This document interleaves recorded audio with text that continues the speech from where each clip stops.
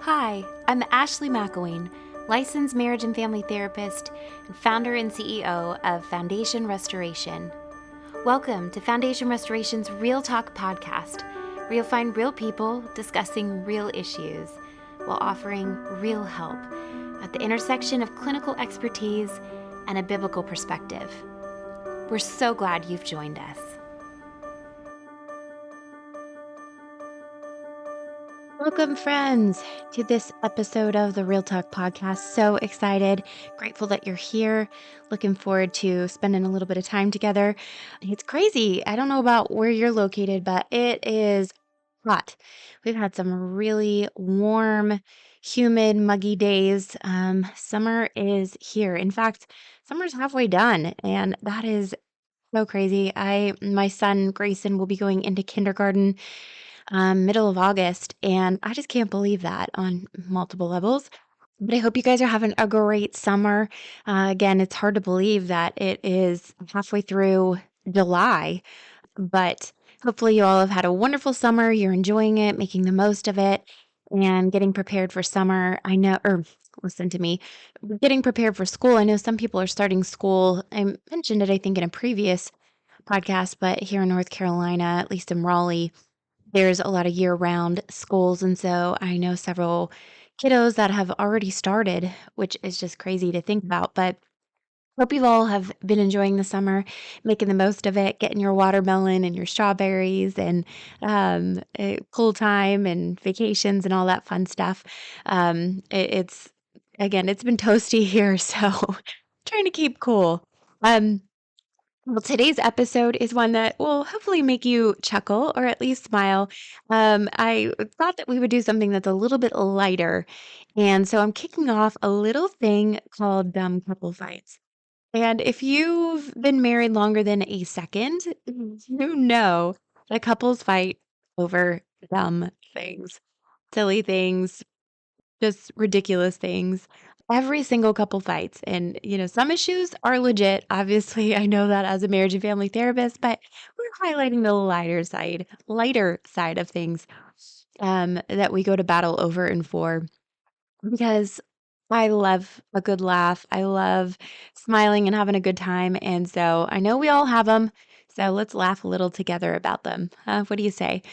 So some of these from today are from personal experience, whether it's between my husband and I or friends, family, observing firsthand. Some are from listeners that submitted them. If you follow us on our social media, you can participate in things like this. I posted a poll posted a question on our Instagram and asked, what are some of the dumb fights that you have as a couple? And I loved hearing from you guys. So if you're not connected with us on Instagram or Facebook, those are the kind of the two social media platforms that we are most active on. I'd love for you to follow us. Facebook, it's facebook.com/foundation restoration. Instagram, our handle is at FND restoration. I'd love to connect with you. And again, I'm kind of trying to post questions, ask for some of your thoughts and feedback. I love this to be interactive. I'm going to be kicking off an Ask Me Anything segment as well here on the podcast. I posted a poll this past week asking people if that was something that they would enjoy, and 100% everybody said, yes, we're in. We'd love that. So if you have questions, make sure that you can DM us on Instagram. You can shoot us an email. Go on our website to the contact page, foundationrestoration.org. You can submit your questions there. Send us a message on Facebook, however you prefer, but feel free to send in questions and I will be picking from them and launching an Ask Me Anything. Listen, I can't talk today. An Ask Me Anything segment here on the podcast. I think it's just a fun way to make sure that it really is pertinent and real to what you guys are facing or what things are on your hearts and mind. And again, that can be about mental health. It can be about families. It can be about friendships, marriage, spirituality, faith, whatever comes to your mind, send us a question. Whatever your questions are, we'll pick some and I'll be peppering those into these podcasts.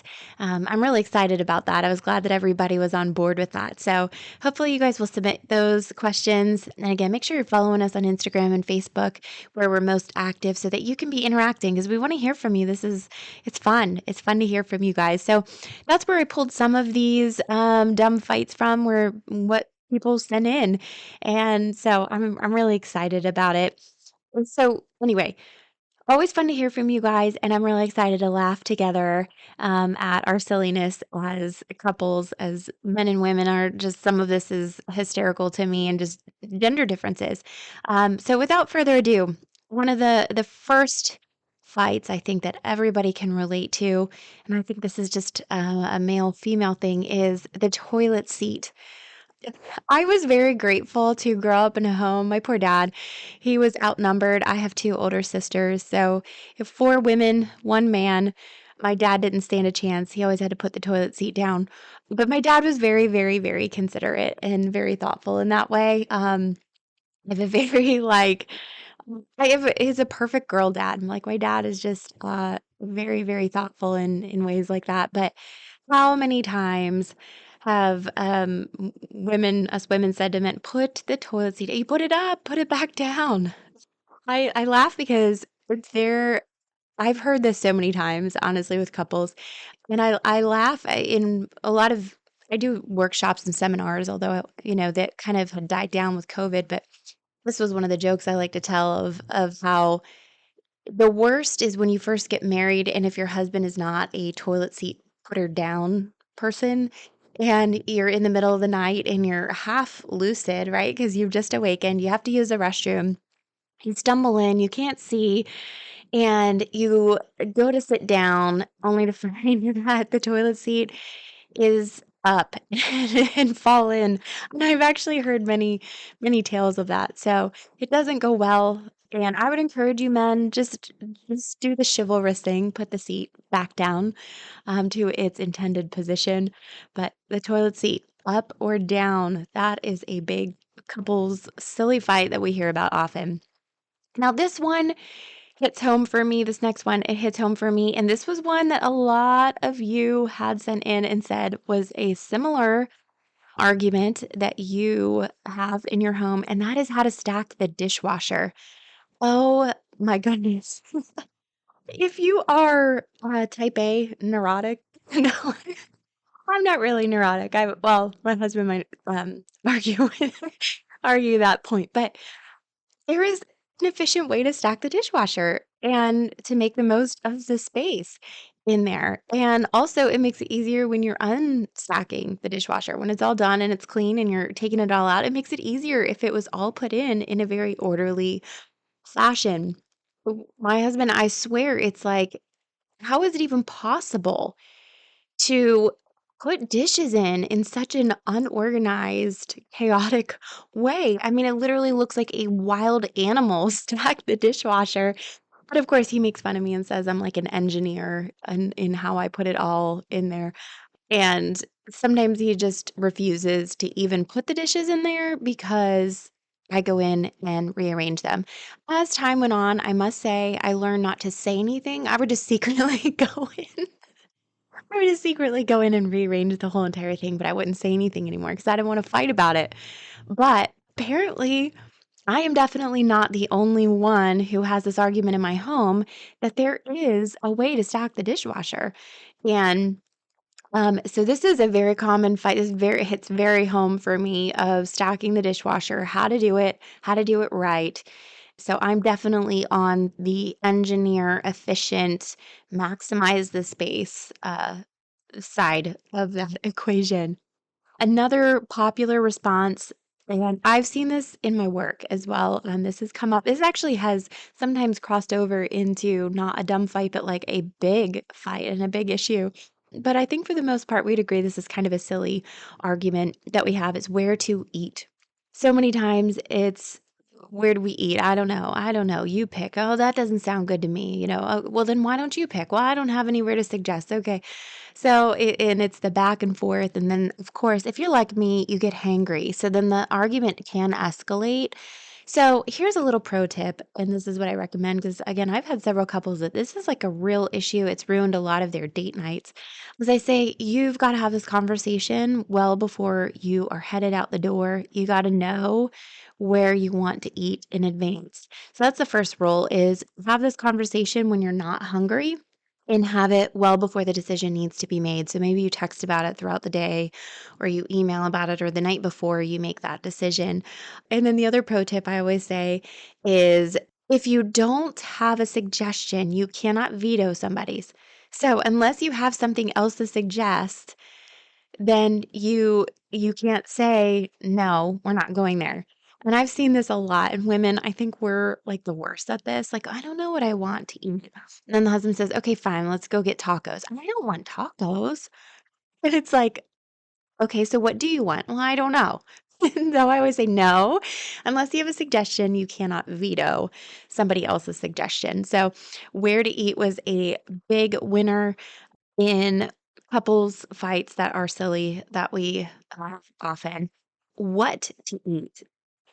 I think that this is more, again, in the women's category of sometimes we wanna try to eat all healthy and dainty, but what we really want is, like, the fatty, delicious stuff, and so I think we have a tendency to say, like, "No, I don't wanna order the fries. No, I don't want that," and then we end up eating our husbands because they just go ahead and order, like, the good stuff, and so it's like we don't think calories count if we're taking it off of someone else's plate, but in fact, it does, and so maybe we should just be a little bit better about ordering what we actually want and realizing, like, it is what it is, and, there's a time to eat healthy and there's a time just to chow down. I know for me, I'm always like, "Nah, I'm getting the good stuff." Like, if I'm out to eat, I'm doing it right. But that's a fight that we see a lot too that can be quite a big kerfuffle over something kinda silly of just, like, what to eat once we get there. And also, I'll say this about it too that I think is funny, is I don't know if there's any other women who do this. I've gotten much better as I've gotten older.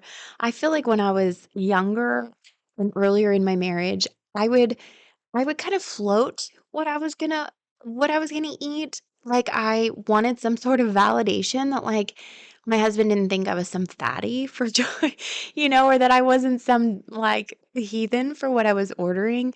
I think honestly for me, it was less about the calories and it was more about, like, the financial. That I grew up pretty simple and, I laugh because I think the first time I ever ordered a steak, I didn't order it, my husband did and he ordered it for me on a date because I was running late.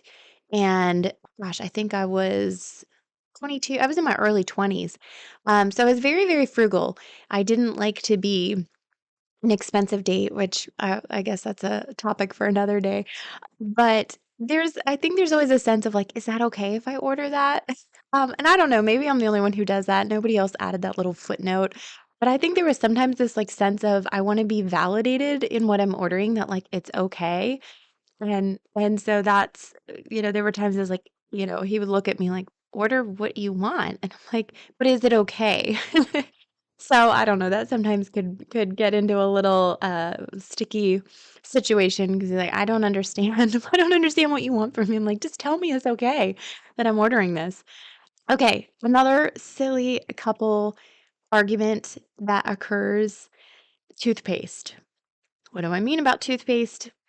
When you brush your teeth, do you squeeze the bottle in the middle, or do you like a heathen, or do you very precisely squeeze it from the bottom and, like, slowly work it up, and then you kinda can roll it? Or if you're like me, you've purchased the little thing that you slip on that helps you keep sliding it up and have a nice pristine tube of toothpaste. I feel like, again, I've gotten better about all of this. I think having kids really changed me, and helped me let go of some of these type A tendencies, but yeah, the toothpaste. Do you squeeze it from the middle of the tube, or are you a squeeze it from the bottom, nice and neat and orderly person. Is that even an argument in your home? I do know it is a common, silly, dumb couples argument that occurs. I do know that. It happens in our home. Although, again, as you get older, you pick your battles. Another one that was submitted through our social media was who had the remote lost. So you can't find the remote, and the argument ensues. You had it last. No, you had it last. You lost it. Where did you put it? I didn't have it last. You did. And kind of having the whole argument of who had it last, where did you put it, and why didn't you put it back in its, correct place. This is not so much an argument in our home. I feel like we've got like spots for it. So usually it's in one of those spots. But I could see how if for some reason it's not. Maybe there would be a blame game, but I can see if it gets lost that there could be some silly argument about that. One that is very, very pertinent in my home that drives me nuts. This actually happened today, truth be told. No, it wasn't today, it was yesterday. Laundry. I feel like the laundry never ends. I'm literally always doing laundry, and it is a constant, constant thing. And inevitably, I will get that last load of laundry washed. It will be dried, it will be folded, it'll be hung up, put away, and I'm like, oh. And then lo and behold, my husband has a magic load of dirty laundry. Of course, it's mixed too, right? It's not even like all the same color, so I can just throw it in. He comes out of the woodworks with this crazy pile of dirty laundry. I'm like, where was that? Where was all this laundry? You knew I was doing laundry. You knew that I've been working on laundry nonstop. I just did 12 loads of laundry. I just finished, and now you have brought in this giant load of dirty laundry. And I'll tell you, we have this argument all the time. He's like, do you want me to not wear clothes? I'm like, no, what I want is for you to put them all in the hamper. And if you know I'm doing laundry, which I've learned to say, I'm doing laundry, that then you should make sure that you have everything in the laundry room or in the laundry basket. Although I'm starting to learn some of these secret stash spots, and so now I've wised up and I look for it to avoid my irrational anger toward this. But I think this is something I have heard other women say is it is this uncanny. You do all this hard work, you're wrapping up that last load of laundry, and suddenly there's an entire pile of dirty clothes, a full hamper, and you're like, "What is happening in this situation?" And I'll be honest, it's like I need a timeout in those moments. But again, this just happened yesterday. I was like, "Are you serious? I told you I was doing laundry all day. I I don't understand. Where did this all come from?" So that's a big silly fight that we have. And I know it's irrational to some degree, but it is still very irritating. It's very irritating and sometimes makes me want to be like, that's it. I'm off laundry duty, but I'm too particular about how my laundry is done. But I don't know. I'm sure there are others of you out there who can empathize with that particular silly battle. Okay, another one that came in as a popular, dumb couple fight was what to watch. It's amazing to me how many options there are out there, and yet how many not great options there are. And of course, you have the difference in what you want to watch. And, sometimes it's like for the girls, we want the kind of the reality. I feel like a lot of times girls, we're more in the reality TV vein and some of the romances and feel good stuff. And I feel like sometimes the guys want the action and maybe some of the heavier stuff. I don't know that. I guess that's a stereotype, but trying to mix regardless of what your preferences are, trying to align your preferences and then actually find a good show. Oh my goodness. That can be so frustrating. And then if you get into something, but then your spouse wants to watch something different, that can really lead to a lot of frustration between the two of you and fighting over what to watch and who gets to pick and whose turn is it to pick. And again, that's not a huge one for us. in just because I don't really care for TV, to be very honest. I'm always like, "Pick whatever you want, I don't care." If I'm even there to watch TV, it's just not my jam. But I do know a lot of couples fight over what to watch, who gets to pick. And then also sometimes too, I think the little sub point of this is I see a lot of couples then fight over if they pick a show and their spouse isn't into it, they get frustrated that their spouse isn't into it. It's like, "You should be into this because I'm into it." And the spouse is like, "Well, I'm just not into the show. I'm willing to watch it. Is that not enough?" And the other spouse, the selection spouse can be like, "No." And I've seen couples fight, like, "You have to like what I like." And then if that other spouse falls asleep watching the show, sometimes that can cause a lot of problems too, 'cause it's like, all you do is go to sleep, so I don't like the show. What do you want from me? So another one of those silly, dumb couple fights that I think a lot of us have found ourselves in one or more times. Um, and then I'm gonna wrap up today's first dumb couples fight edition with when and I'm singling you out on this, when men can't remember something. So, what I mean specifically is when you ask them to run an errand and you say, "Can you go pick up milk, eggs, and cheese sticks?" And, bring home 1 or 2 of those things, and they're like, "Well, what do you want from me? I couldn't remember," you know? Or if you ask them to run an errand or you ask them to remember to, "Don't forget to pack such and such in that bag for, your kid," or something. And it seems like a lot of times men struggle with remembering those kinds of things or dates too, right? I mean, that's a very common fight. Like, "You forgot it was our anniversary. You forgot it was my birthday. You forgot it was our kid's birthday." Which, in men's defense, is just usually not their wheelhouse, and women are kind of a lot of times, they're the ones who keep track of all that stuff, but I think where the men you get in trouble is a lot of times I know not all men are into sports, but a lot of times it's, oh, man, you ask them a sports question, and they can tell you the player who had the most points in the game from 10 years ago and what college they played at and what they were known for in college, and, and it's like this unbelievable repertoire of pointless facts and statistics about, sports and games and their teams and their players, and I think that's where women are like, "Well, wait a second. How can you remember that he played at that school from this year to this year, and then he was drafted by this team, and then he ended up going and playing at this team, and then he won, you know, won it all, this year. He scored this many points, but you can't remember the 3 things I needed you to pick up from the grocery store on the way home." Like, I don't understand. I don't, and I think a lot of women, we attach then that, like, we're just not as important. So, plenty of couples fight over husbands and not remembering things that are important or significant to us, but then seemingly remembering and having this incredible database of things that we think are absolutely pointless. So there you have it, guys.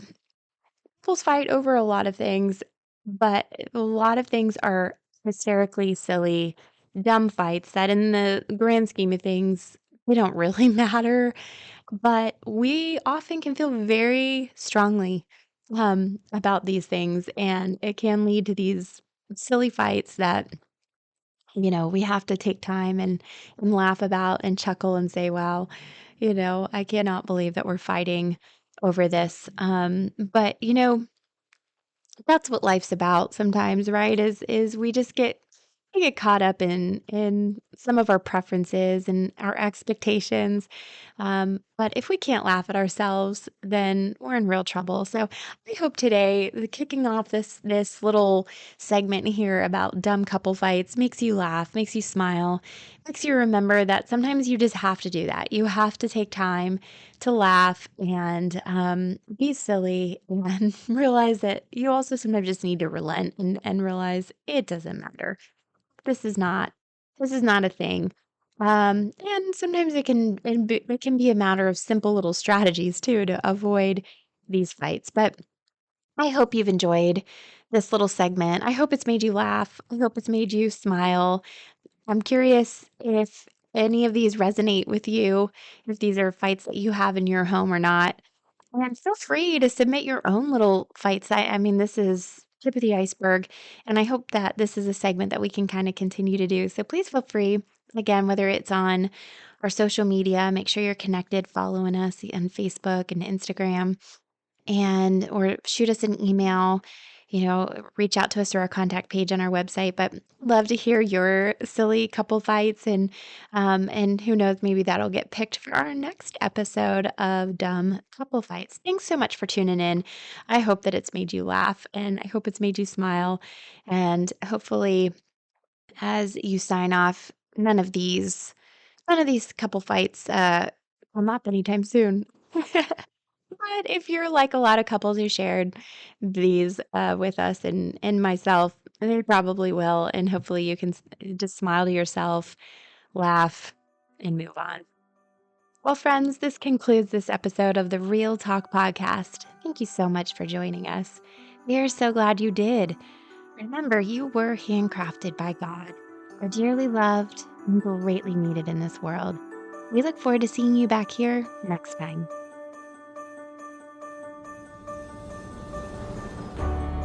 Thank you for joining us for another episode of Real Talk. To stay connected, follow Foundation Restoration on Instagram and Facebook at FND Restoration, or visit us at www.foundationrestoration.org for more information. If you've enjoyed this podcast, please make sure to follow or subscribe and to leave us a 5-star review so more people can find our show. Foundation Restoration is a 501c3 nonprofit ministry that believes marriage is the heartbeat of society and exists to equip, strengthen, and restore marriages through clinical expertise and a biblical perspective. Please consider supporting our ministry with a tax-deductible donation at www.foundationrestoration.org. Your gift makes programs like this possible. Thank you for your generosity and partnership.